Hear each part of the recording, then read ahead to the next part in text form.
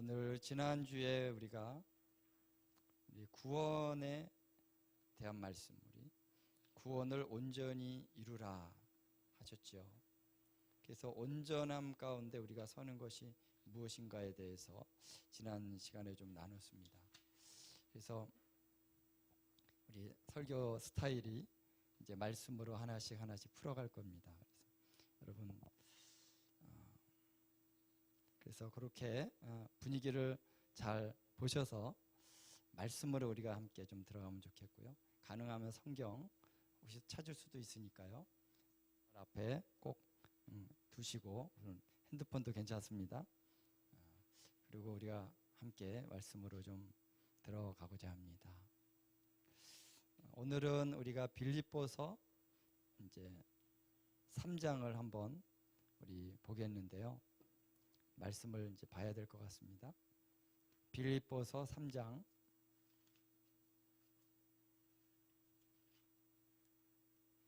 3절과 7절에서 16절 함께 우리가 봉독하도록 하겠습니다. 빌립보서 3장 3절 함께 우리 봉독합니다. 시작. 하나님의 성령으로 봉사하며 그리스도 예수로 자랑하고 육체를 신뢰하지 아니하는 우리가 곧 할례파라. 7절부터 그러나 무엇이든지 내게 유익하던 것을 내가 그리스도를 위하여 다 해로 여길 뿐더러 또한 모든 것을 해로 여김은 내 주 그리스도 예수를 아는 지식이 가장 고상하기 때문이라. 내가 그를 위하여 모든 것을 잃어버리고 배설물로 여김은 그리스도를 얻고 그 안에서 발견되려 함이니 내가 가진 의는 율법에서 난 것이 아니요 오직 그리스도를 믿음으로 말미암은 것이니 곧 믿음으로 하나님께로부터 난 의라. 내가 그리스도와 그 부활의 권능과 그 고난에 참여함을 알고자 하여 그의 죽으심을 본받아 어떻게 해서든지 죽은 자 가운데서 부활에 이르려 하노니 내가 이미 얻었다 함도 아니요 온전히 이루었다 함도 아니라 오직 내가 그리스도 예수께 잡힌 바 된 그것을 잡으려고 달려가노라. 형제들아, 나는 아직 내가 잡은 줄로 여기지 아니하고 오직 한 일 즉 뒤에 있는 것은 잊어버리고 앞에 있는 것을 잡으려고 표대를 향하여 이 그리스도 예수 안에서 하나님이 위에서 부르신 부름의 상을 위하여 달려가노라. 그러므로 누구든지 우리 온전히 이룬 자들은 이렇게 생각할지니 만일 어떤 일에 너희가 달리 생각하면 하나님이 이것도 너희에게 나타내시리라. 오직 우리가 어디까지 이르렀든지 그대로 행할 것이라. 아멘. 자, 여러분 말씀이 조금 어렵습니다. 이 말씀이죠. 이해하기가 좀 어려운 부분이 있는 말씀이죠. 저도 이 말씀을 어느 정도 이렇게 파악하는데 대단히 오랜 시간이 걸렸습니다. 말씀이 좀 내용 자체도 깊이가 있고 또 이 문맥 자체도 이렇게 파악하기가 좀 어려운 부분들이 좀 있어서, 그러나 이 말씀을 전체적으로 이해하는 게 굉장히 중요하기 때문에 함께 좀 말씀을 나누는데요. 우리 민규도 우리 성경 갖고 있지? 폰? 우리 민규도 지난 시간에 우리 방언 받고 이제 주님을 위해서 열심히 달려가기로 했습니다. 할렐루야. 우리 그래서 다음 세대가 지난주는 많아가지고 할렐루야 그랬는데 오늘은 또 우리 아버님들이 많아서 할렐루야입니다. 할렐루야. 자, 여러분, 저는 신앙생활을 제가 교회 다니기는 초등학교 3학년이니까 10살부터 다녔고요. 예수님을 영접하고 믿게 된 것은 이제 20대 초반에 그런 과정을 겪으면서 또 신앙생활하며 또 신학교도 와서 목회자로 생활을 했습니다만, 예수 그리스도를 믿고 구원을 받는다는 것이 너무나 간단하게 생각한 적도 있습니다.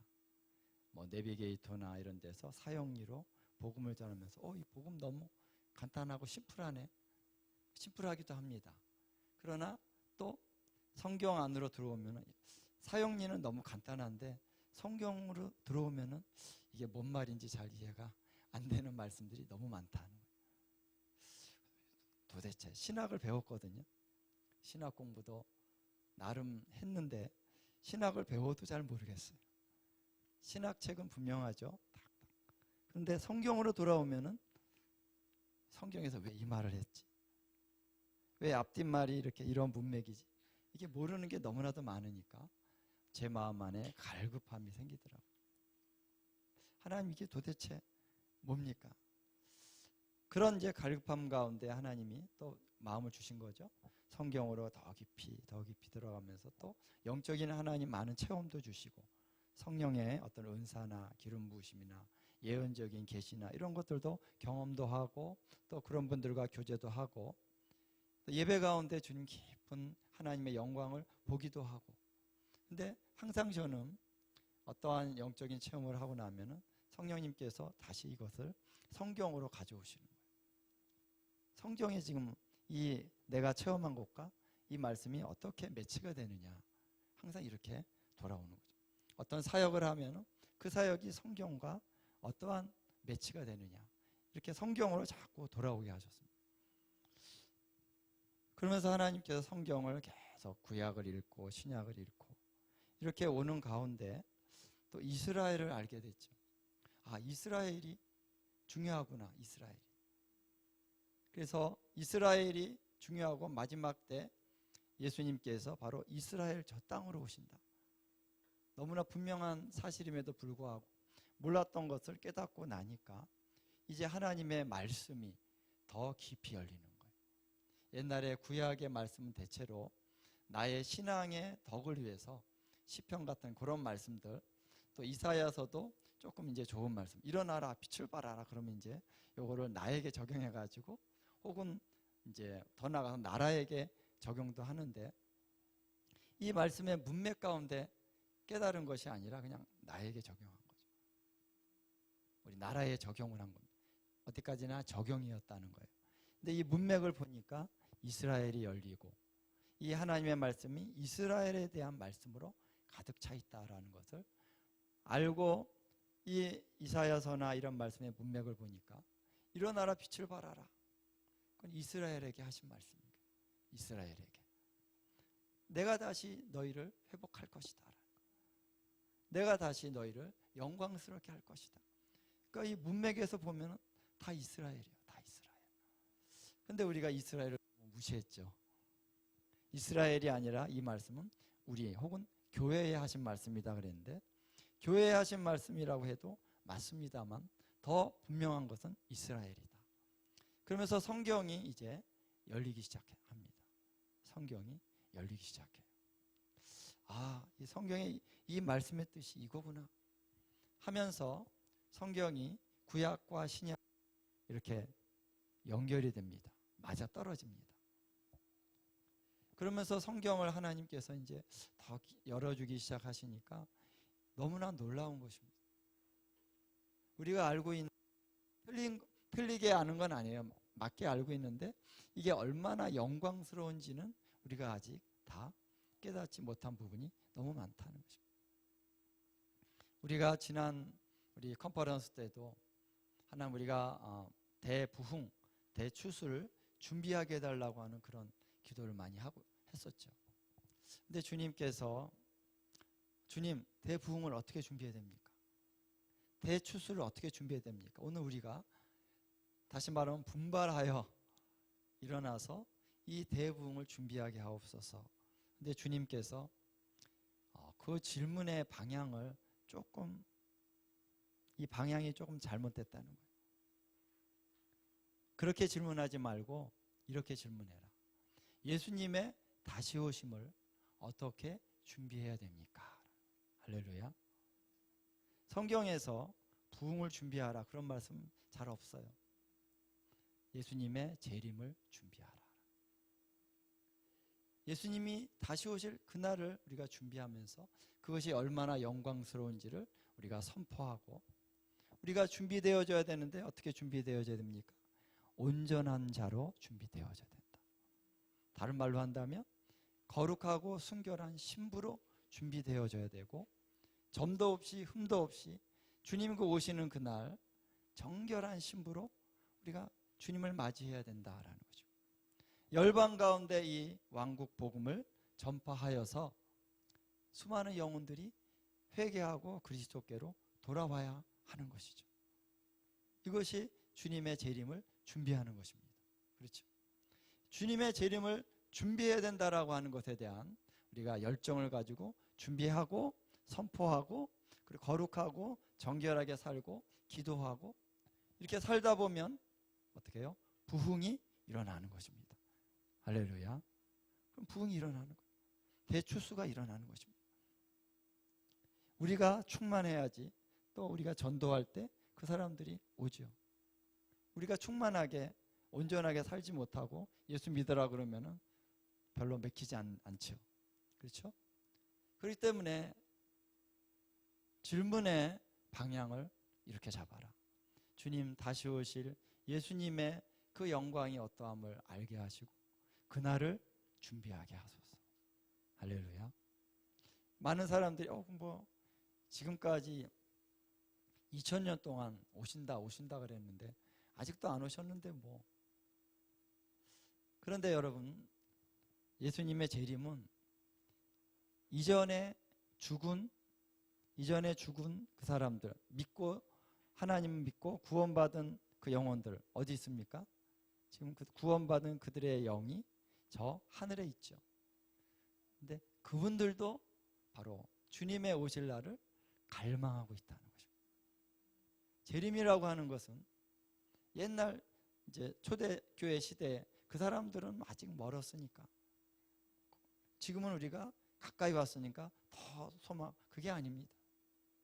과거나 현재나 똑같이 그 예수님이 재림하시는 그날은 가장 최고의 영광의 날이기 때문에 그날을 우리가 준비해야 된다. 왜? 왠지를 우리가 성경을 통해서 깨달으면은 모든 크리스찬, 과거, 현재, 미래의 모든 크리스찬들은 이제 그날을 준비해야 되는 것이죠. 왜? 그날이 우리의 구원의 완성의 날이기 때문에 그렇습니다. 할렐루야. 예수님의 몸과 같은 영광스러운 몸으로 변화되는 그날이.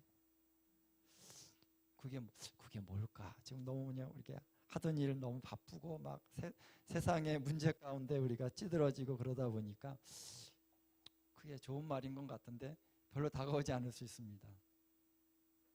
깨어나야 됩니다. 우리의 영 안에서 그날을 갈망하고 사모해야 되는 것이죠. 주님, 영광의 몸을 입을 그날. 그래서 그 주님의 오실 그날을 준비하는 자마다 그가 깨끗하신과 같이 우리가 자기를 깨끗게 하느니라. 그날에 대한 소망이 있는 자가요, 이 세상에서 정결하게 살려고 애쓰고 힘쓰고 주님의 형상을 담기 위해서 나아가는 것이죠. 그래서 우리가 왜 거룩함을 강조하고 성결하게 살아야 되고 우리가 죄와 타협하지 아니하고 우리가 이 세상의 모든 그런 유혹들을 뿌리치면서 우리 주님께 우리의 마음을 온전히 드리고 그러기 위해서 성령의 충만함을 받고, 그렇죠?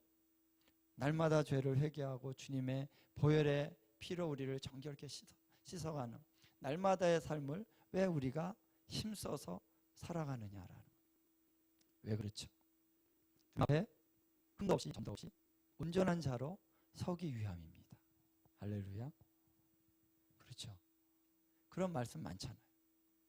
근데 우리 여기서 우리가 한 가지, 죄송합니다. 이게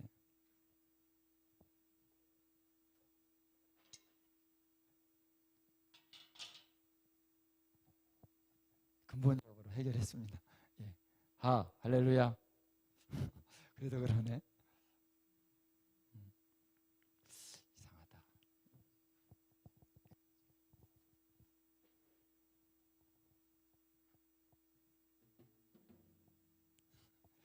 할렐루야.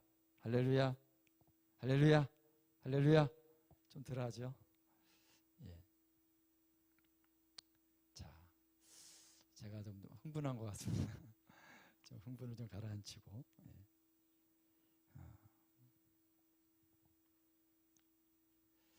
주님이 이 재림에 대해서 요즘에 많이 이렇게 좀 보여주시고 깨닫게 해주셔요. 그날이 얼마나 영광스러울지. 믿음의 우리 선진들은 그날을 갈망하며 살았습니다. 근데 왜 우리는 그렇지 않을까? 왜 그렇지 않을까? 왜 우리 한국 교회 이렇게 보면은 뭐 나도 그렇고 예수님의 재림에 대해서 그렇게 뭔가 이렇게 큰 감동을 갖고 예수님의 재림에 대해서 그렇게 얘기하지 않는 우리의 모습을 봅니다. 그런데 환난과 핍박을 많이 받았던 우리 믿음의 선조들 보면은 재림신앙, 부활신앙으로 사셨습니다. 북한의 성도들 제가 뭐 많이 만나본 건 아니지만 탈북자들 오신 분들 얘기 들어보면은 북한의 성도들이 얼마나 많은 핍박과 환난 가운데 그러다가 죽기도 하고 그 가운데 그들은 바로 예수님의 재림이 놀라운 소망인 것이죠. 근데 우리는 왜 그럴까? 우리가 너무 부유해서 그럴까? 우리 너무 편하고 그런 것도 있을 수 있겠습니다만 주님이 깨닫게 하신 게 있어요. 뭐냐면은 우리가 갖고 있는 구원의 관점이 뭔가 좀 다르다는 것입니다. 초대교회에 환난과 핍박이 있었기 때문만이 아니라 구원의 관점이 다르다는 거예요. 성경을 보면서 제가 그것을 하나님이 보여주시더라고요. 그래서 성경에 보면은 온전한 자가 되어야 된다 그랬습니다. 텔레오스라고 하는 그런 단어, 온전한 자 이런 뜻인데 헬라어로 이 온전한 자가 누구냐면은 온전한 믿음으로 사는 자요, 온전한 사랑으로 채워진 자요. 그래서 온전한 거룩함으로 흠도 없이 점도 없이 주름 잡힌 것도 없이 사는, 물론 또 실패도 하고 그런 부분도 있겠습니다만 이제 평균적으로 온전히 하나님을 알기 때문에 이제 하나님의 구원의 도를 알기 때문에 그 믿음을 쭉 유지해 갈 수 있는 그런 믿음으로 사는 자들이다. 그런 자들이 바로 온전한 자들인데 주님께서는 이 온전한 자들이 주님 앞에 설 수 있는 자들이다라는 것입니다. 우리가 볼 때는 기준이 너무나도 높아요. 그러면 믿음으로 말미암아 값없이 은혜로 구원을 받았는데 하나님, 이 사도 바울처럼 우리가 살지 못하면 구원을 못 받는다라고 생각하는 것은 참 어려운 얘기죠. 제가 그래서 성경을 통해서 그러면은 어떤 기준에 도달하지 못한 우리 많은 사람들 주님 어떻게 해야 되는 건지, 여기에 많은 갈등과 또 이해가 되지 않는 부분들, 그런 부분들이 많이 있었습니다.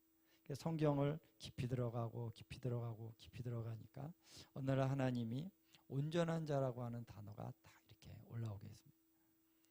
그래서 신약에 보면은 온전한 자, 그래서 온전한 자와 어린아이와 이렇게 대조를 이루고 있습니다. 어린아이라고 하는 신앙의 단계는 너희가 아직 육신적인 자다, 어린아이다, 육신대로 행하고 있다, 아직은 어린아이다. 물론 믿음이 없는 건 아니에요. 거듭났어요. 하나님을 믿습니다. 생명이 있습니다. 우리 거듭난 생명은 너무나도 중요한 것이죠.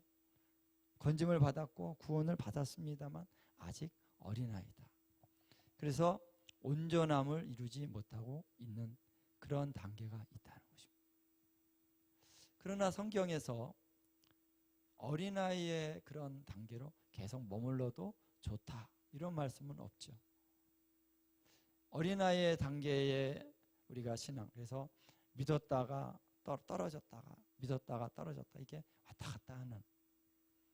그래서 성경에 보면은 그런 자들은 단단한 음식을 못 먹는다 이렇게 비유하면서 하나님의 말씀에 있어서 어떤 말씀들은 오늘 제가 그래서 전하는 말씀이 좀 단단한 음식이에요. 단단한 음식과 같은 말씀. 이런 말씀을 들으면은 잘 어떻게 해요? 소화가 잘 안 될 수 있습니다. 하나님 은혜인데 은혜의 말씀 나를 사랑하신다. 이런 말씀들은 좋은데 오늘처럼 이렇게 좀 딱딱한 말씀 들으면은 좀 힘들어요. 왜? 단단한 음식이기 때문에 그런 것이. 그러나 이제 성경은 너희가 이제는 단단한 음식을 먹을 때가 됐다라는 것입니다. 아직도 어린아이처럼 있어서는 안 된다는 것이죠. 히브리서 5장에 그런 말씀을 하고 있습니다. 왜냐하면 이제 온전함 가운데 우리가 섰을 때 주님 앞에 설 수 있는 그런 구원의 보장이 될 수 있다는 것이죠. 그러나 온전함 가운데 지금 됐다가 안 됐다가 이렇게 왔다 갔다 한다면은 이 세상의 유혹과 환난과 핍박이 올 때 쓰러질 수 있는 가능성이 클 수 있다는 것입니다. 아직 어린아이라는 것. 그렇기 때문에 우리의 믿음을 지금은 믿지요. 믿음이 있습니다. 물론 믿음이 없는 사람도 있겠지만 믿음이 있고 분명해요. 그런데 왔다 갔다 한단 말이에요. 우리의 연약함 어떤 부분들을 치고 사단이 시험하고 핍박을 가하면 우리가 걸려 넘어질 수 있는 그러한 차원이 있다는 거예요. 그게 어린아이라는 것입니다. 그래서 온전한 자는 또 장성한 자라고 말하고 있는데 이 장성한 자는 분별력이 있다는 거예요. 어른과 어린아이의 차이는 뭐냐면 분별력의 차이죠. 어떤 애들은 어린아이인데도 뭐 중학교인데도 엄마보다 더 키가 클 수 있죠. 아빠보다도 우리 민규가 그런 것 같은데. 근데 어른과 자녀들의 어린아이들의 차이는 뭐냐면요. 분별력입니다. 어떤 애들은요. 공부도 잘해요. 중학생인데 이미 뭐 대학원 코스를 밟고 있는 그런 애들도 있을 수 있어요. 그러나 아직 애예요. 공부 잘하고 뭐 똑똑한 것 같지만 아직 사회 나가서 어떤 것들을 이제 이루어가기에는 아직 분별력이 약하다는 것입니다. 어린아이입니다. 아직. 그래서 오늘 우리가 믿음의 신앙에 있어서도 장성한 자, 온전한 자가 되었다는 것은요. 분별력이 있습니다. 그래서 사탄이 세상에서 어떠한 거짓된 유혹이 와도 딱 분별이 되는 거. 저거는 아니야. 저거는 원수의 공격이야. 이거를 볼 수 있는 눈이 있는 거예요. 그래서 걸려 넘어지지 않을 수가 있는데 아직 우리가 어린아이의 단계가 있다면 어떤 유혹과 문제와 고난이 오면 딱 걸려 넘어진다는 것입니다. 그래서 이제 그것이 에베소서 4장에 보면 그런 말씀이 납니다. 우리가 온전함을 이루는 이유가 이제 원수의 괴율에 빠지지 않게 하려 함이라. 이렇게 말씀하고 있습니다. 그렇기 때문에 주님 앞에 우리가 설 수 있느냐 없느냐는 그냥 내가 이제 예수님 믿으니까 다 결정이 된 거야. 내가 어떻게 살든지 나는 구원은 받을 거야. 이런 우리의 생각이 있기 때문에 사실은 주님의 재림 신앙이나 그 재림을 바라보면서 환난과 고난이 와도 이것을 능히 이겨내고 주님 앞에 온전한 자로 서려고 하는 이러한 갈망이 우리 가운데 있지 않다는 것입니다.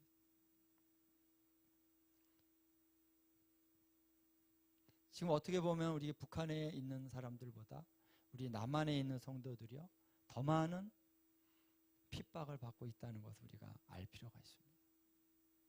이 사회 자체에서 얼마나 많은 그러한 거짓과 술수와 악한 영들의 공격을 우리 다음 세대들이 받고 있지 않습니까? 남한에서도 많은 사람이 죽어가고 있어요. 북한만이 아니라. 북한은 굶어서 죽고 또 뭐 폭력으로 죽고 그러나 남한에서는 자살해서 죽습니다. 병 걸려서 죽고 그렇죠? 누가 또 범죄로 인해서 죽고 그리고 낙태당하고 수많은 아기들이. 남한에도 수많은 사람들이 지금 죽고 있어요. 환난과 핍박이 지금 남한에도 있는 것입니다. 그래서 이럴 때 우리는 이 환난과 핍박을 어떻게 이겨낼 수 있느냐 하는 것에 있어서 중요한 것은 우리가 다시 오실 예수님 앞에 온전한 자로 서기 위해서 우리는 애쓰고 힘써야 된다는 것입니다. 그것이 가장 중요한 것입니다. 우리 신앙생활에서 여러 가지 주제들이 있죠. 여러 가지 얘기들을 선교사로 선교적인 얘기도 있고 또 어떤 교회들도 영적인 그런 사역을 하는 교회 있고 또 어떤 데는 찬양과 경배 모든 게 다 중요합니다. 그러나 중요한 본질은 뭐냐면은 우리가 주님 앞에 설 수 있어야 된다는 것입니다. 그러기 위해서 은혜도 받아야 되고 성령 충만도 왜 받아야 됩니까? 성령 충만함을 받아야 우리가 진리를 깨닫고 우리가 더 성장해 갈 수 있는 것입니다. 온전한 자가 되기 위해서는요, 말씀과 성령의 역사하심 가운데 우리가 들어가야 됩니다. 연단을 받아야 됩니다. 훈련을 받아야 됩니다. 그렇죠? 그냥 쉽게 되는 게 아닙니다. 한번 가서 은혜 한번 받았다고 되는 게 아니죠. 우리의 삶 속에 여러 가지 어떤 문제들이 오고 도전이 오는 것을 내가 싸워서 이겨내야 되는 것입니다. 대가지불을 해야 되고 포기할 것을 포기하고 자기를 부인하고 이런 날마다의 삶이 이루어지면서 우리의 믿음이 더 성장하게 되고 온전함으로 거룩함으로 순결함으로 우리가 나가게 되는 것이죠. 그래서 우리가 싸워야 되는 것입니다. 왜 싸워야 되느냐? 목적은 주님이 오시는 그날에 영광스러운 신부로 우리가 그 앞에 서야 되기 때문에 그렇습니다. 그래서 주님 앞에 설 수 있는 신부들은 누구냐라는 거예요. 내가 적당히 죄와 타협을 하면서 이거는 주님 봐주시겠죠. 아직도 짓고 있는 죄가 있습니다. 내 마음에 계속 내 양심에 꺼림이 있음에도 불구하고 이건 주님 은혜니까 주님 봐주시겠죠. 그렇지 않습니다. 주님이 봐주시고 안 봐주시고가 아니고 거룩하지 않은 자는 주를 볼 수가 없습니다. 히브리서에 나오고 있죠. 거룩하지 아니하면 주를 볼 수 없느니라. 그게 무슨 말씀입니까? 그날에 주님 앞에 설 수가 없다는 거예요. 성경을 우리가 그래서 정확하게 그래서 성경을 보는데 이해가 안 되는 말씀이 너무 많은 거예요. 왜? 내가 그동안 알았던 신학을 가지고 성경을 보니까 이해가 안 되는 말씀이 너무나 많습니다. 그런데 이제 하나님이 바꿔주시고 나니까 이제는 말씀들이 다 이해가 되기 시작합니다. 말씀들이 이해가 되기 시작한다라는 것입니다. 그래서 이 빌립보서 3장 오늘 읽고 이거를 얘기해야 되는데 이 말씀이 이해되기 위해서는요, 우리의 패러다임이 바뀌어져야만 이것이 이해가 됩니다. 여기도 분명히 예수 그리스도로 말미암는 의, 믿음으로 말미암는 의에 대해서 얘기를 하는데 제가 이제 볼 때 그래, 예수님을 더 알아야지. 예수님을 아는 지식이 가장 고상하기 때문에 너무나 멋진 말이죠. 감동적인 말이니까 참 좋다. 그런데 그냥 그런 차원에서 좋기 때문에 뭔가 멋있기 때문에 예수님을 더 알아야 되는 것이 아니라 예수님을 아는 지식이 가장 고상하고 내가 모든 것을 다 배설물로 여기고 그리스도를 얻어야 되는 것은 그냥 해도 되고 안 해도 되고 좋은 말이니까 멋지니까 그런 게 아닙니다. 특별히 어떤 목사님들이나 특별한 사람들만 이렇게 해야 되는 것이 아니라 모든 크리스찬이 예수님 없이는 안 되는 거예요. 예수님을 얻어야 됩니다. 그러기 위해서 이 사도 바울만 이런 것이 아니라 우리가 우리 안에 있는 모든 것을 다 해로 여겨야 되는 거예요. 그리스도가 아닌 모든 것을. 우리가 흔히 이제 착각하는 것이 사도 바울 얘기가 쭉 나오면은 이거는 바울이니까, 예수님에 대한 얘기가 나오면 예수님이니까, 베드로니까. 아닙니다. 이분들이 얘기하는 거는 이것이 바로 하나님 앞에서 믿는 크리스찬들의 표본이다라고 하는 것을 얘기하는 거예요. 자기 자랑하려고 하는 게 아닙니다. 그것을 우리가 이해해야 됩니다. 그래서 모든 것을 배설물로 여기고 그리스도를 얻어서 그 안에서 발견되려 하는 것, 이것이 믿음으로 말미암는 구원의 진리다라는 것이죠. 여기까지는 그래도 좀 이해가 됐어요. 근데 10절부터 내려가니까 갑자기 10절 한번 우리 읽어볼까요? 11절까지 10절 12, 11절 시작. 내가 그리스도와 그 부활의 권능과 그 고난의 참여함을 알고자 하여 그의 죽으심을 본받아 어떻게 해서든지 죽은 자 가운데서 부활에 이르려 하노니. 자, 여기서 갑자기 뭐 그리스도를 알고 부활의 권능 또 고난의 참여함을 알고자. 고난에 참여해? 고난의 교제라는 의미가 있죠. 아유, 이거는 사도 바울이나 이런 분들에게만 해당되는 건데 왜 갑자기 이런 내용이 나오지? 나 믿음으로 의롭다 하심을 받았어요. 기뻐하고 즐거워하고 있는데 갑자기 부활의 권능? 제가 그랬다니까요. 고난에 참여함을 알고자 하여 그의 죽으심을 본받아? 죽으심을 본받으라고? 이러한 얘기들이 나오니까 이게 뭐지?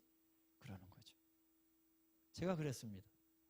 너무나 이 문맥이 연결이 안 되는 거예요. 자, 바울이 여기서 어떻게 해서든지 죽은 자 가운데서 부활에 이르러야 된다라는 것을 얘기하기 위해서, 그러나 부활에 이르기 위해서는 죽으심을 본받아야 되는데 죽으심을 본받는 삶의 세 가지 중요한 요소가 그리스도를 아는 것이요, 그리스도의 부활의 권능을 우리가 알아야 되는 것이요, 또 그리스도의 고난, 그 고난이라는 것은 그분의 고난, 예수님의 고난에 교제가 있어야 된다는 것입니다. 이게 크리스찬의 삶이라는 거예요. 왜? 날마다 그리스도의 죽으심을 본받고 날마다 그리스도의 부활의 능력을 경험하고, 그래서 마지막 부활에 이르기까지, 주님이 다시 오시는 그날에 우리가 부활에 동참하는 그날까지 우리는 계속해서 바울과 같이 이런 삶을 살게 된다라는 것입니다. 근데 여기에 이런 삶을 살아가고 있는 사람들은 바로 그들이 바로 온전한 자다라는 것입니다. 이제는 고난이 있는데 내가 내 죄 때문에 고난이 아니라, 내 죄 때문에 고난을 받는 것이 아니라 그리스도를 위해서 고난을 받는 거예요. 그리스도의 고난에 동참하는 것입니다. 그래서 예수 믿기 때문에 고난받고, 예수님을 전하기 위해서 고난받고, 또 형제들을 사랑하기 위해서 내 자신을 내어주기 위해서 고난을 받고, 이런 고난을 이제는 의인의 고난이죠. 의인의 고난을 받고 살아가는 삶을 살아가고 있는 자들이 온전한 자다라는 거예요. 그래서 15절에 보면은, 자, 그러므로 누구든지 우리 온전히 이룬 자들은 이렇게 생각할지니 그랬습니다. 여기 온전히 이룬 자라고 하는 것은 이제 한국어 성경에서 이렇게 번역을 했는데, 이게 이제 원어를 보면은 온전한 자다. 온전한 자, 똑같은 단어입니다. 온전한 자. 그래서 온전한 자들이 있다는 거예요. 온전한 자들은 어떻게 생각해야 되냐면은 이렇게 생각해야 되는데, 이렇게 생각하는 게 무엇입니까? 바로 위에 12절부터 나오죠. 내가 우리 12절 함께, 우리 12절부터 14절까지 함께 한번 한 목소리로 읽겠습니다. 시작. 내가 이미 이루었다 함도 아니요 온전히 이루었다 함도 아니라 오직 내가 그리스도께 잡힌 바 된 그것을 잡으려고 달려가노라. 형제들아, 나는 아직 내가 잡은 줄로 여기지 아니하고 오직 한 일, 즉 뒤에 있는 것은 잊어버리고 앞에 있는 것을 잡으려고 표대를 향하여 그리스도 예수 안에서 하나님이 위에서 부르신 부름의 상을 위하여 달려가노라. 달려가노라. 달려간다는 것은 힘쓰고 애써서 전진해 간다는 거죠. 뒤에 것은 잊어버리고. 근데 여기 보니까 제가 여기서 이제 좀 헷갈린 것이 뭐냐면 15절에 보니까 우리 온전히 이룬 자들은 이렇게 생각할지니 그랬는데 요 위에 12절에서는 내가 이미 얻었다 함도 아니요 온전히 이루었다 함도 아니라 이렇게 나오니까 이게 뭔 말이지? 헷갈리는 거죠. 바울도 지금 온전히 이루었다 함이 아니라고 그랬는데 15절에는 우리 온전히 이룬 자들은 이렇게 생각하라. 이 말이 좀 헷갈리는 거예요. 자, 이것을 제가 좀 더 여러분에게 좀 풀어서 한번 말씀드리겠습니다. 사도 바울이 지금 이것을 내가 온전한 자들에게 얘기한다는 거예요. 온전한 자들이 무엇입니까? 이미 이룬 자들. 이미 내가 죄에 대해서 죽음의 행실의 죄에 대해서 내가 끊고 정결하고 거룩하고 온전한 믿음으로 살아가고 있는 사람들이 있다는 거예요. 초대교회에 그런 자들에게 내가 얘기하는 거라는 거예요. 지난주에 제가 얘기했죠. 고린도전서 2장에 성령에 대한 계시를 쭉 얘기하면서 내가 이것은 온전한 자들에게 지혜로 말하는 것이다 그랬죠.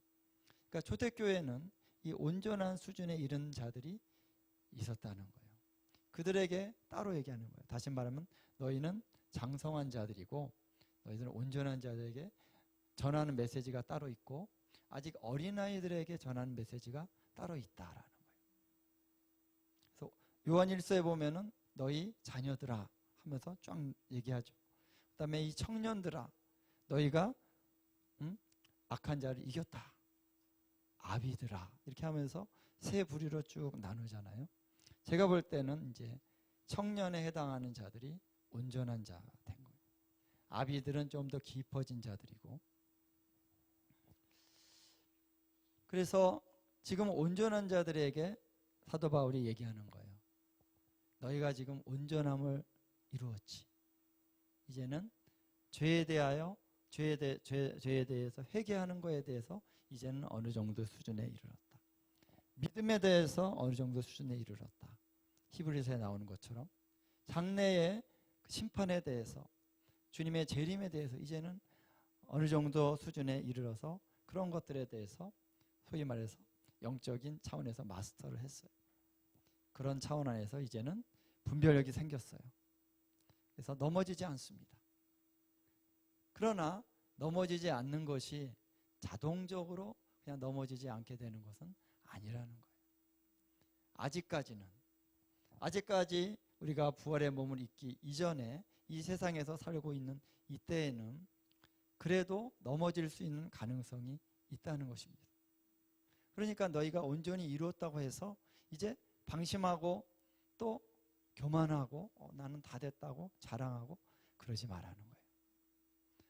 온전히 이룬 자, 너희가 온전한 자로서 지금 살고 있지만 그러나 온전하게 내가 다 이루었다라고 생각하지 말아라. 아직 이루지 못했다라고 생각을 하고 아직 다 이루지 못했다고 생각하고 달려가라는 거예요. 계속. 그래서 온전한 자들에게 이렇게 살아야 된다라는 것을 얘기하고 있는 것입니다. 자, 왜냐하면 우리가 이런 게 있죠. 학교에서 우리 때는 막 1등, 뭐 2등 막 이렇게 등수도 막 매기고 그랬는데 지금은 잘 안 그러죠. 우리가 이제 고등학교쯤 가면 이제 뭐 등수도 나오고 그런지 모르겠는데, 근데 이런 얘기가 있어요. 참, 탑으로 이제 올라가는 뭐 전교 1등 이런 그런 애들이 있잖아요. 전교 1등 하는 것이 쉽지 않죠. 그래서 열심히 해서 어느 날 전교 1등을 딱 했어요. 그러면 하는 말이 뭐냐면은 야, 전교 1등 되는 것도 어렵지만 전교 1등을 유지하는 것도 어렵다. 그렇죠? 예, 그런 것입니다. 그러니까 우리가 믿음의 신앙생활 가운데 주님 주님의 은혜를 알고 연단을 받고 훈련을 받아서 온전한 사람으로서 섰어요. 이제는 다른 사람을 가르치고 이끌어주고 또 선생이 되고 그럴 수 있지만 나 이제는 끝난 거야. 이제 내가 노력 안 해도 이 수준을 유지할 수 있다라고 생각하면은 오산이다라는 것입니다. 주님 앞에 선 날까지 날마다 우리는 그 죽으심을 본받으면서 살아야 된다라고 이제 바울이 여기서 얘기하고 있는 것입니다. 그래서 나는 그렇게 하니까 너희도 이렇게 해라는 거예요. 표대를 향하여 그 위에서 부르신 부르심의 상을 위하여 달려간다. 주님이 기다리고 계신데 이 상이라고 하는 건요, 바로 부활의 몸을 입는 것, 그리고 부활의 몸을 입으면서 하나님이 우리에게 마지막 때 그 마지막 순간에 상을 주십니다. 잘하였도다 착하고 충성된 종아. 그때 하나님 주시는 상이에요. 거기에는 이 상 안에는 구원을 받음 자체, 하나님의 나라에 들어감 자체도 포함되어 있고 또 사람마다 조금씩 다른 의미에서의 상을 또 주십니다. 그렇죠? 우리가 행한 대로 하나님 주시는 상이 있는데 이 위에서 부르신 부르심의 상을 위해 오늘 우리는 날마다 달려가야 된다는 것입니다. 그런 의미에서 겸손이라는 게 참 중요하다는 것이죠. 겸손. 그래서 온전함을 이룬 자들에게 있어서 교만의 죄라고 하는 것은 가장 치명적일 수가 있다라는 거예요. 그래서 사도 바울이 뭐라고 얘기하냐면요, 내가 다름질 척하려고 한다는 거예요. 왜냐하면 버림을 당할 수 있기 때문에. 그래서 고린도전서 9장 27절에 한번 말씀을 함께 좀 한번 보도록 하겠습니다. 고린도전서 9장 27절 보면, 자, 함께 우리 한 목소리로 봉독하겠습니다. 내가 내 몸을 쳐 복종하게 함은 내가 남에게 전파한 후에 자신이 도리어 버림을 당할까 두려워함이로다. 자, 여러분, 사도 바울이 어떤 분입니까? 아시잖아요. 3층 천에 올라갔다 온 사람. 3층 천에. 그리고 사도 바울의 그 어떤 기사와 이적이 나타나고 그분의 그 성품 정말 어땠을까? 너무나 위대한 하나님의 종인데 내가 버림을 당할까 두려워한다. 이 말씀 이해가 되십니까? 저는 처음에 이해가 안 됐어요. 바울이 버림을 당한다는 게 말이 되냐는 얘기요. 그냥 바울이 그냥 좋은 말로 쓴 거, 워낙 겸손한 사람이니까 좋은 말로 썼겠지 라고 생각했어요. 그런데 성경을 읽다 보니까 바울이 여기서만 그런 게 아니더라고요. 바울은 진짜 자기가 버림을 당할 수도 있다라는 것을 알고 있었다는 거예요. 그래서 버림을 당하지 않기 위해서 어떻게 했다고요? 내 몸을 쳐 복종케 했다. 죄가 들어오고 교만이 들어올 때 이것을 끊어버리기 위해서 내 몸을 쳐서 복종하게 했다. 왜냐하면 내가 남에게 전파한 후에 자신은 버림을 당할 수가 있다는 거예요. 특히 우리 사역자들, 목회자들은 이 점에 대해서 굉장히 경각심을 가져야 되는 것이죠. 우리가 다른 사람에게 사역을 하고 다른 사람을 도와줘서 그분들은 구원받는데 내가 버림을 당할 수도 있다는 것입니다. 어떤 경우에 우리가 버림을 당할 수 있을까? 이 버림을 당한다는 것이 뭘까? 여기 프린트물에 보면은 제가 왔다 갔다 합니다. 맨 밑에 보면은 첫 번째 페이지 맨 밑에 보면은 이 버림받음이라는 단어가 아도키모스예요. 아도키모스. 아라고 하는 건 이제 부정접두어고, 도키모스는 이제 인정을 받다. 시험을 통해서 인정되고 어떤 자격에 도달했음을 이렇게 딱 인정해 주는 것을 도키모스라고 하는데, 아도키모스니까 인정받지 못했다는 거예요. 어떤 제품이 이게 규격대로 됐는가 안 됐는가 시험을 하잖아요. 근데 이거는 실격. 아도키모스예요. 그게 뭡니까? 버림을 받는 거예요. 그렇죠? 자격 미달. 그래서 우리가 믿음의 신앙을 살아갈 때 온전한 자가 된다는 것은 뭡니까? 자격이 구비됐다는 거예요. 인정을 받는 것입니다. 근데 온전한 자가 되지 못하는 것이 뭡니까? 버림을 받는 거예요.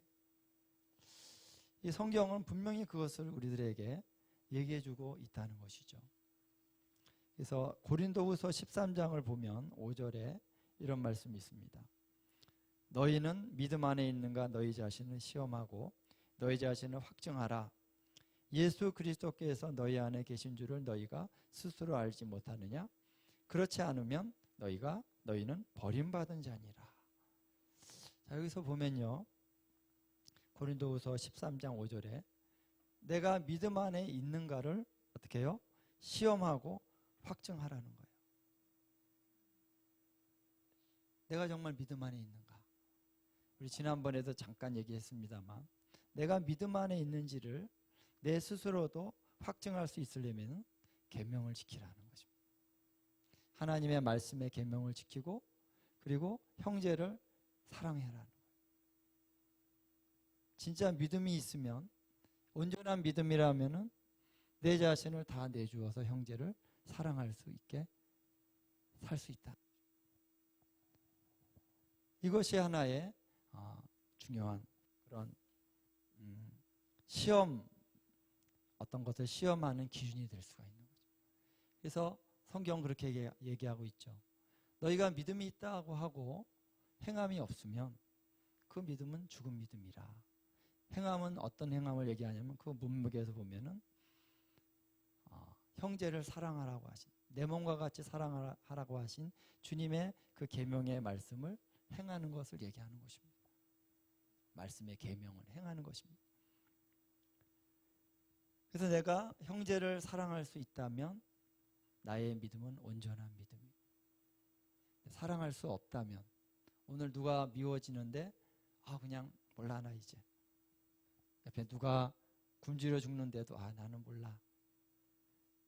그런다면은 우리의 믿음은 온전한 것이 아니라 그럼 하나님 앞에 담대함을 얻을 수가 없고 심판날에 온전히 설 수가 없다. 요한일서 4장인가 5장인 나옵니다. 그래서 우리가 형제를 온전히 사랑할 때 하나님 안에 거하는 것이고 그러한 자들이 심판 앞에서 담대함을 얻을 수 있다. 이렇게 말하고 있습니다. 요한일서에서.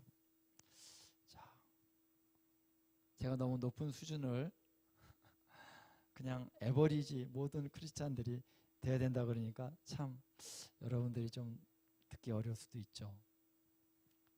저는 이제 어린아이 신앙을 얘기하는 것이 아닙니다. 온전한 자의 신앙은. 근데 성경이 분명히 그렇게 얘기하고 있다는 거예요. 여기 말씀하고 있잖아요. 믿음 안에 있는가? 그래서 믿음 안에 있다면 예수 그리스도께서 우리 안에 계신 줄을 우리가 스스로 안다는 것입니다. 가장 중요한 어떠한 기준이 되는 것은 뭐냐면 하나의 표적이 뭐냐면 예수님이 내 안에 계시느냐라. 그걸 내가 알고 있느냐. 좀 위로가 될 수도 있죠. 예수님이 여러분 안에 계십니까? 그건 이제 어린아이 신앙 단계에서도 해당이 되죠. 아직 주님이 어린아이 신앙 이제 시작한 지 얼마 안 된 사람들에게는 또 그 기준에 맞게 요구하십니다. 신앙을 성장시키기 위해서. 그래서 그 수준 안에서 예수님과 함께 가는 거예요. 그렇죠? 내 안에 예수님이 계십니다. 근데 예수님이 계시죠? 예수님이 계셔요? 나 믿어요? 이러는데 무조건적인 신앙 고백을 할 수 있느냐라고 하는 차원이 아니라 내 안에 예수님이 계심을 내가 지금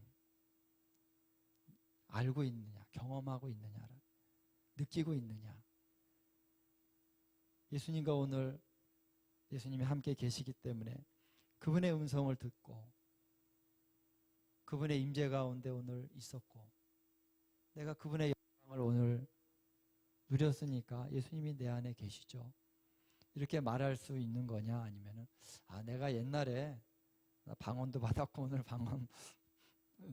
방언도 받았고 내가 성령 체험도 했고 내가 주님을 위해서 여러 가지 봉사도 많이 했고 내가 주님이 나와 함께 계시죠. 이렇게 하는 거하고 좀 다른 거예요. 그렇죠? 오늘 내 안에서 날마다 내적인 증거가 있느냐라는 거예요. 예수님이 살아계신 믿음으로 말미암아 예수 그리스도께서 내 마음에 계시느냐라는. 이것은 단순한 그냥 입으로 얘기할 수 있는 신앙 고백이 아니라 이건 중요한 것이죠.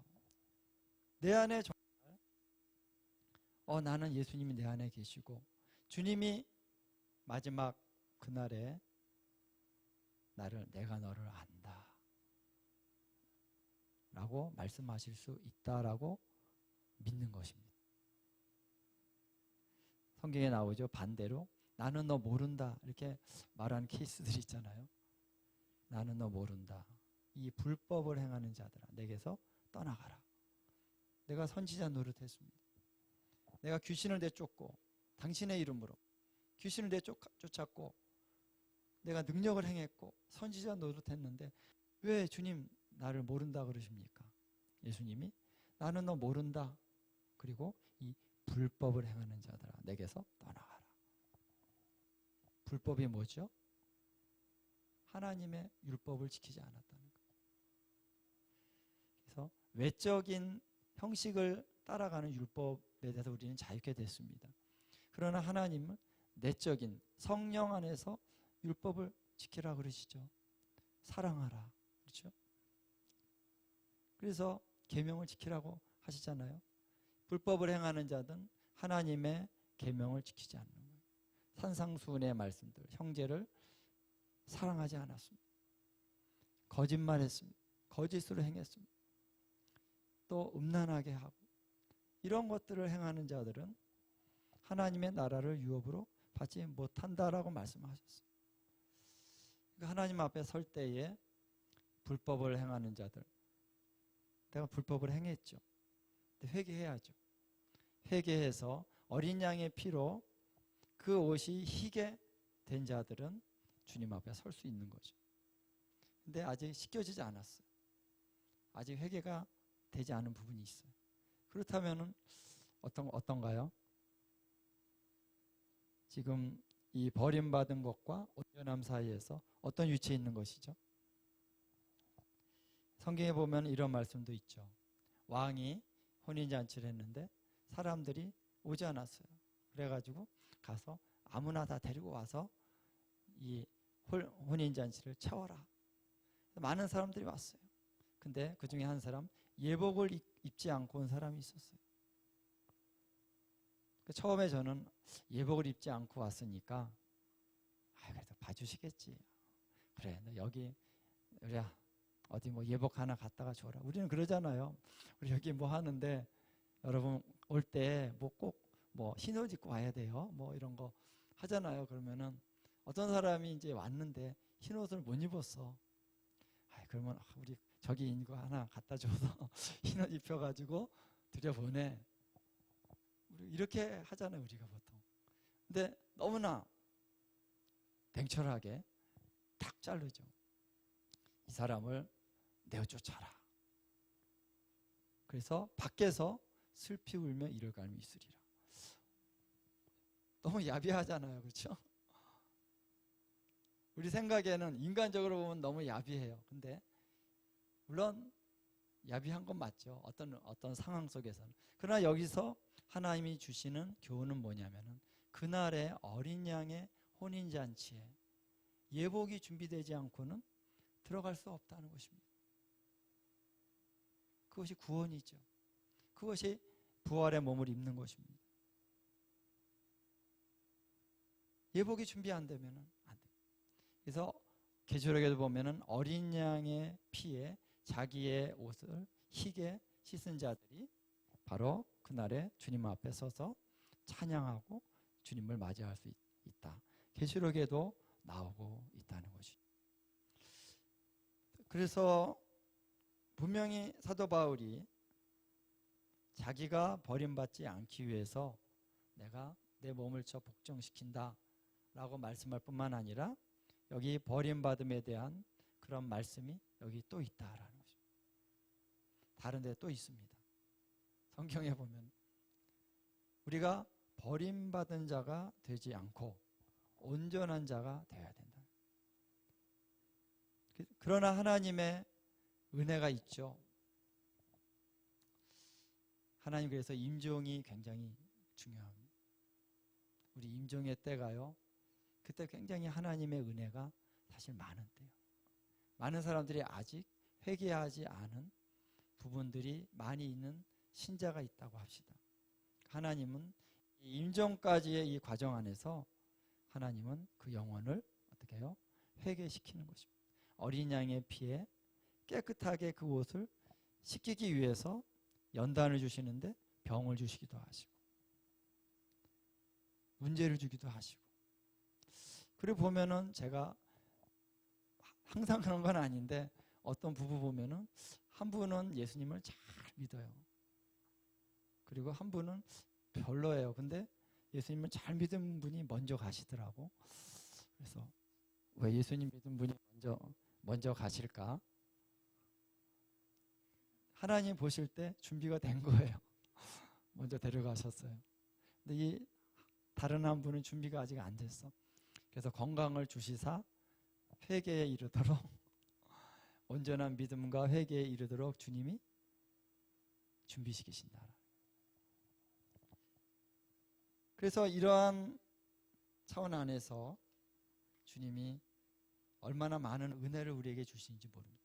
그러나 이 기준을 주님이 낮추시지는 않는다는 거예요. 진리는 변하지 않는 거예요. 다만 죄가 많은 곳에 주님이 은혜를 더 부어주셔서 그런 온전함 가운데 서도록 해서 그 영혼을 마지막에 구원하십니다. 마지막에 구원하십니다. 그런데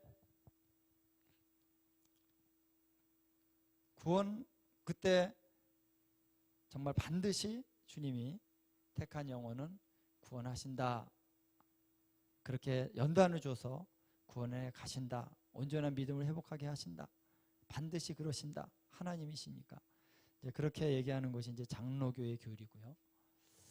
이제 감리교나 이쪽 교리는 그러나 자유의지가 있기 때문에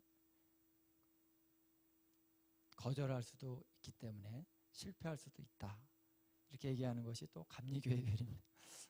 어느 쪽이 맞는지 잘 모르겠습니다만, 그러나 분명한 것은 연단이 커요. 왜? 회개하고 믿어야 되기 때문에. 안 그러면 영원한 멸망이기 때문에 하나님이 연단이 큽니다. 그래서 왜 우리가 우리 생애 속에 많은 고난을 겪는지 아십니까? 왜 많은 갈등이 있는지 아십니까? 많은 부분이 죄의 문제라는. 우리 안에서 내가 아직 회개되지 않은 그 죄성이 있기 때문에 그것을 하나님이 들춰내시기 위해서 고난을 주시고 환난을 주시고 문제를 주십니다. 그래서 결혼을 하면은, 저도 이제 여러분 이해하고 들으세요. 결혼을 하면은 사랑하는 아내와 결혼했으니까 아내와 널 사랑으로 막 살아야 되는데 가장 나에게 가시 역할을 하는 사람이 누구냐? 또 아내예요. 좀 내가 하자는 대로 잘 따라주면 좋을 텐데, 응? 우리 가정이 평안하고 화목하고 좋을 텐데 꼭 찌른단 말이에요. 왜 그럴까요? 제가 그걸 깨닫기까지 참 많은 세월이 흘렀습니다. 하나님이 나를 연단하시기 위해서 그런 거예요. 내가 문제가 많거든요. 내가 문제를 몰라요. 왜? 밖에 나가면 목사니까 설교하고 은혜를 끼쳐야 되니까 자기를 이렇게 포장한단 말이죠. 내가 몰라요. 착각해요. 근데 내 아내가 나를 가장 잘 알거든.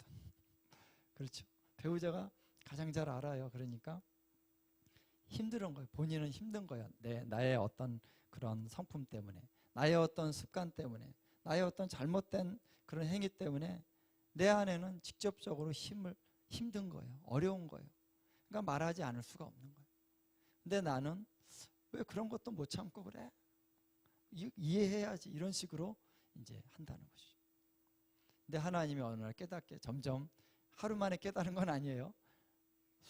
수년이 지나면서 10년 이상 흐르면서 딱 하나님이 깨닫게 하신 게 뭐냐면 내 아내가 나한테 지적했던 게 10년이 넘고 보니까 다 맞는 거예요. 당신 이런 사람이야. 이거 바뀌어야지. 나 그런 사람 아니야? 그랬거든요, 실제로. 10년 지나고 막 20년 가다 보니까요. 내가 진짜 그런 사람이에요. 내 안에 그런 게 있어요, 진짜. 성도님들은 얘기 안 하죠. 감히 목사님한테. 근데 내 안에는 아내니까, 한 몸이니까, 그리고 힘드니까 이거 좀 고치라고. 내 하나님이 내 안에 보게 하신다. 내 안에 이런 죄성이, 이러한 치졸함이 있고 이러한 야비함이 있었다. 여러분 뭐 목사라고 여러분 다 거룩한 거 아니잖아요. 문제가 많아요. 목사인데도 심각해요. 너무 야비하고 치졸하고 막 간사하고 이런 거 너무 많습니다. 하나님이 다 끄집어내시는데 제 아내를 사용하시는 거예요. 감사하죠. 그러니까 감사해야 됩니다. 그거 다른 사람은 못 해줘요. 아무나 못 해주잖아요. 내 아내만 해줄 수 있어요. 나를 가까이서 보니까. 왜 하나님이 그러면 가장 좋은 사람하고 결혼시켜 주셔야 되는데 왜 그 사람이 나를 이렇게 찌를까? 하나님이 가장 좋은 사람 주신 겁니다. 할렐루야. 가장 찌르지 않은 사람 주시면 어떻게 해요? 내가 문제가 많은데도 옆에 있는 내 아내가 아무리 얘기 안 해. 그냥 다 받아주고 막 그래. 그러면은 버릇없는 남자가 되죠. 버릇없는 사람이 돼요.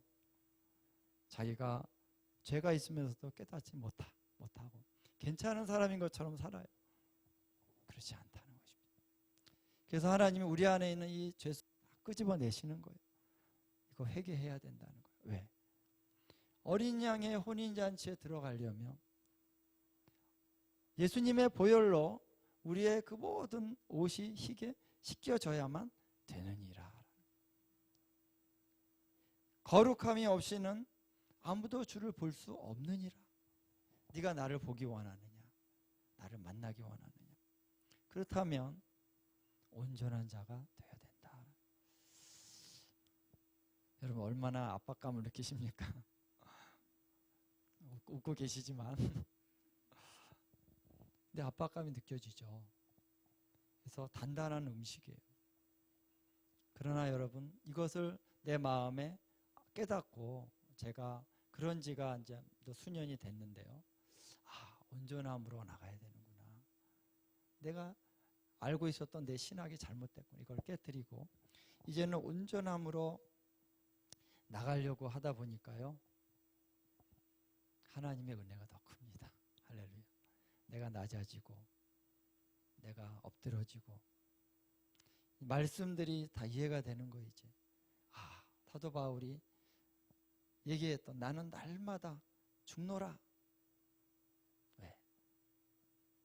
우리가 더 깊은 차원에 들어가면은 나의 능력을 의지하는 모든 것들은 다 육체에 속한 것이고 오직 나는 하나님의 능력, 예수님의 능력만을 의지해서 살아야 되는 것입니다. 그게 십자가다라는 거예요. 그게 십자가를 진다는 거예요. 자기를 부인한다는 것입니다. 근데 내 마음에 얼마나 내 자랑, 내 능력을 의지하는 마음이 얼마나 큰지 이걸 내가 깨닫게 되니까 내가 잘못 살았구나. 내가 신앙생활을 열심히 한다고 하면서 사역도 열심히 하고 뭐 그랬죠. 물론 세상적인 건 안 했고 교회 안에서 했지만 내 능력으로 했다는 거예요. 내 자랑으로 했다. 잘하고 나서 내가 쑥 올라갑니다. 내가 잘했네. 거기에 도취가 됩니다. 주님이 은혜를 주시니까 감격하는 게 아니라 내가 사역을 잘하니까 거기에 도취가 돼서 기쁜 거예요. 이거는 완전히 다른 것입니다. 그렇죠? 이게 다 깨져야 되는 것입니다. 내가 주님의 일을 하고 나서도 제가 뭐 보통 이제 사역자니까 말씀을 전하고 그리고 뭐 예배 인도를 한다든가 또 어떤 사역을 하면은 하나님이 역사하시죠. 그러면 내가 기쁜 거예요. 왜 기쁘냐? 내가 잘했으니까 기쁜 거예요. 근데 이것이 다 육체라는 것입니다. 죽어야 되는 것입니다. 다 영광 가운데 주님이 하시고 난 다음에 주님, 나는 무익한 종입니다. 내가 한 것은 아무것도 없. 주님이 하셨습니다. 이게 내 안에서 진심 어린 고백으로 나올 수 있어야 되는 거예요. 그래서 우리가 예수님을 믿는다는 것도 주님의 능력이다, 주님의 은혜다는 것이죠. 그래서 우리가 성령 안에서 늘 살아가는 삶의 훈련이 필요한데, 내가 육체를 죽게 하고 내 자신의 의를 내려놓고, 그러니까 성령님을 의지할 수밖에 없는. 성령님의 은사를 받고 내가 나도 방언의 은사를 받고 뭐 예언적으로 하나님의 음성을 듣고, 이것이 하나의, 다시 말하면은 세사리와 같이 어떤 것을 위해서 하는 게 아니라는 것입니다. 해도 되고 안 해도 되고 그런 게 아니에요. 액세서리는 붙여도 되고 안 붙여도 되고 이런 게 아니라 반드시 있어야 되는 거예요. 성령의 인도를 받고 살아가야 되는 것은 액세서리가 아니라 심정입니다. 심장 없으면 어떻게 합니까? 죽어요. 성령님은 심장과 같은 거예요. 내가 성령님 없으면 안 되는 거예요. 예수님이 내 안에 거하심이 없으면 안 되는 것입니다. 나는 주 없이는 한순간도 살 수 없는 자라는 것입니다. 이 고백이 우리 안에서 나오게 되더라 하는 것입니다. 가정의 생활도, 가정 안에서 제 아내, 나 집에 가서 좀 내가 편안하게 내 마음대로 좀 하고 싶은데, 내가 가장이니까. 근데 나를 괴롭게 하는 사람이 있단 말이에요.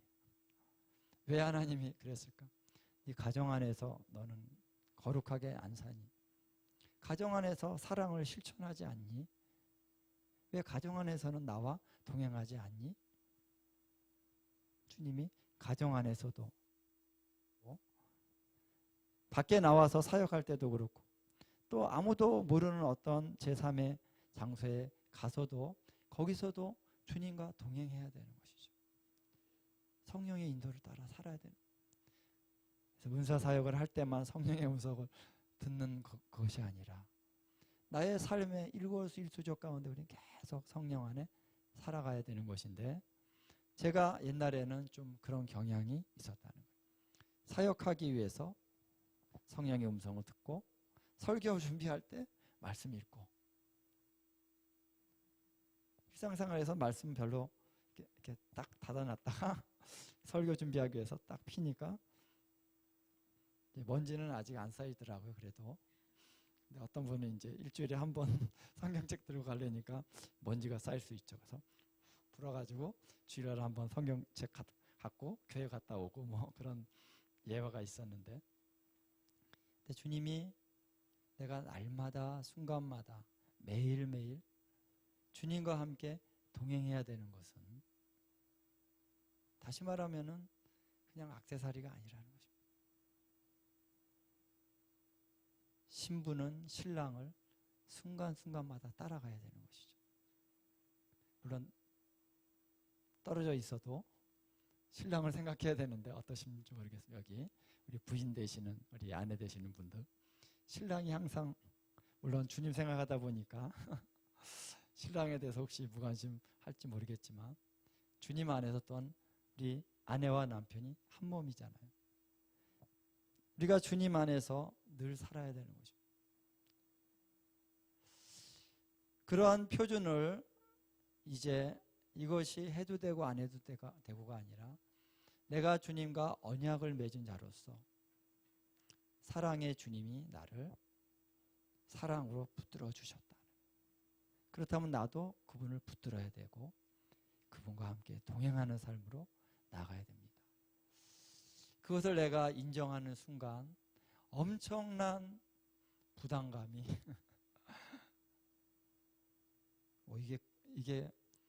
이게 기독교인가?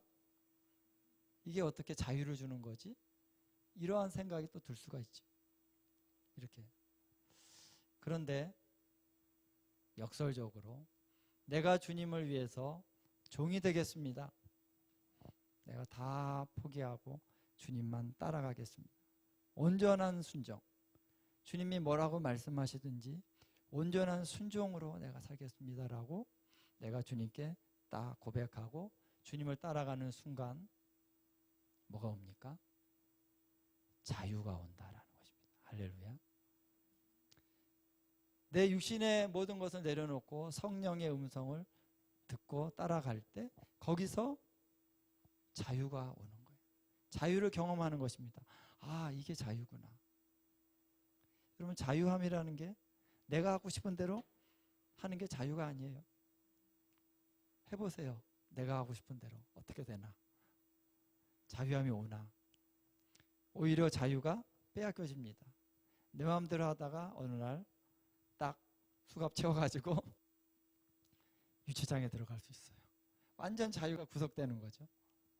어느 날 사고 나가지고 병원에 입원해가지고 꼼짝없이 움직일 수 없는. 근데 주님이 주시는 자유는 내가 주님께 순종할 때 성령님이 내 안에 거하시고 성령님이 이끄신 대로 가는 것이 그게 자유함으로 가는 길이죠. 그걸 경험하면서 아, 이게 정말 성령 안의 자유. 그거를 우리가 한번 경험하면은 갈망하게 됩니다. 성령님 오늘도 나를 인도해 주시옵소서. 내가 내 뜻대로 하지 아니하고 성령을 따라 하기를 원합니다 하는 이 소원이, 소망이 우리 가운데 막 일어나게 되는 것입니다. 그래서 우리의 삶이 이렇게 성령을 따라서 또 순종함을 따라서 주님을 믿고 대가를 지불하고 날마다 죽음을 경험하고 그리고 형제를 위해서 나의 모든 생명을 다 내어주기까지 하는 그것이 주님이 우리를 이끌어 가시는 온전한 자의 삶이라는 것입니다. 그래서 온전한 자의 삶은 바로 영광이 있는 삶이죠. 그래서 그 표준을 우리가 받아들이고 그때부터 나는 할 수 없습니다가 나오는 거죠. 이제 내가 나를 의지하고 나의 능력, 나의 생각, 나의 관점, 나의 이론, 나의 어떠한 삶의 경험 이것들을 따라서 살아갔던 것 다 십자가에서 다 죽어야 되는 것입니다. 다 배설물로 다. 내가 내 스스로 갖고 있던 자부심, 어떤 자부심, 나는 똑똑해, 뭐 나는 뭐 능력이 있어, 왕년에 내가 이런 삶을 살았어, 이런 거 다 죽어야 되는 것입니다. 다 버려져야 되는 거예요. 이제 주님 앞에 나는 아무것도 할 수 없습니다. 오직 예수님뿐이 없습니다. 주님이 어떤 말씀을 하시든지 내가 주님 말씀하는 대로만 순종하겠습니다. 그 자리로 날마다 나가는 것입니다. 그게 온전한 자의 삶이고 그 삶을 주님 오실 때까지 부르심의 상을 향하여 그 삶으로 나가기 위해서 달려가야 되고 자기를 쳐 복종케 해야 된다. 그래서 버림받는 자가 되지 아니하고 온전한 자가 되어서 마지막까지 그 온전함을 지켜야 되는 것이죠. 온전함을 지키라는 것입니다. 끝까지.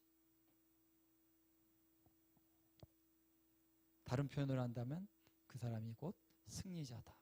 요한계시록에 나오는 이기는 자가 되라. 이기는 자가 되라. 승리자가 되라. 마지막까지 이 온전함을 끝까지 지켜야 되는 것입니다. 그래서 오늘 우리가 이러한 삶으로 나아가기 위해서는 사실 우리 안에 있는 깊은 죄악들이 주님 앞에 다 회개되어지고 처리되어지는 이 과정이 필요합니다. 말씀으로. 말씀이 들어가야 돼요. 그래서 회개도 우리 지금 내가 얼마 전에 지은 죄도 있지만 사실 우리가 어렸을 때 갓난 아기 때 우리도 모르게 어떤 악한 것들이 우리 안에 틈타서 들어온 그런 것들이 많이 있다는 것이. 그런 것까지 다 뽑아낼 수 있어야 되는 거죠. 성령님을 의지하지 않고는 우리 힘으로 할 수 없죠. 그래서 많은 경우에 우리가 지금 내가 극복하고 맨날 날마다 회개하는데도 잘 안 되는 부분이 있어요. 그렇죠? 특히 아내와 남편과의 관계 안에서 주님, 나는 소망이 없습니다. 안 돼.